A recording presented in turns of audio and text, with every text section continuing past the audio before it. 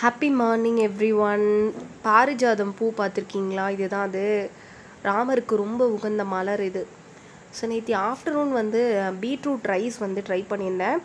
இந்த ரெசிபியை பார்த்துட்டு வாங்க.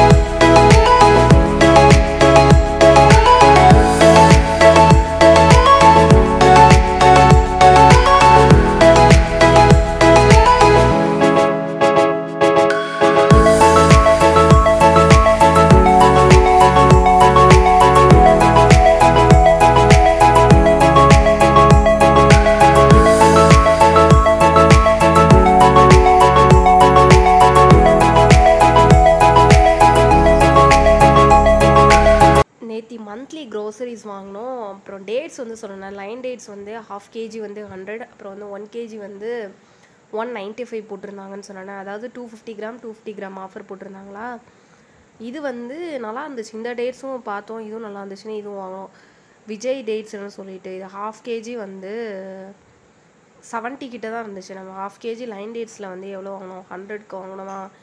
அதுக்கப்புறம் வெல்லம், அப்புறம் வீட்டுக்கு தேவையான நிறையா கொஞ்சம் மளிகை ஜாமான் அதெல்லாம் வாங்கினோம். அப்புறம் வந்து ஸ்நாக்ஸுக்கு, அப்புறம் வந்து இந்த சக்கரை பொங்கல் இதெல்லாம் செஞ்சோம்னா போடுறதுக்கு இந்த முந்திரி பருப்பு, திராட்சை இதெல்லாம் வாங்கினோம்.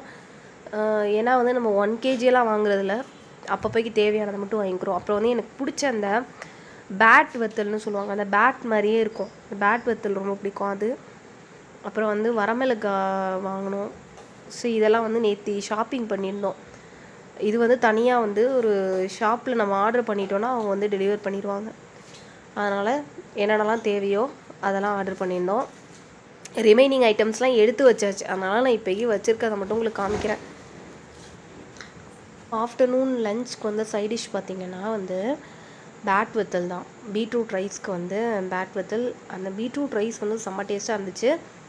அதில் வந்து கொஞ்சம் ஸ்வீட்டோட ஃப்ளேவர் இருக்கும். அந்த ஸ்வீட் ஃப்ளேவர் வந்து லைக் பண்ணுறவங்க ட்ரை பண்ணி பாருங்கள்.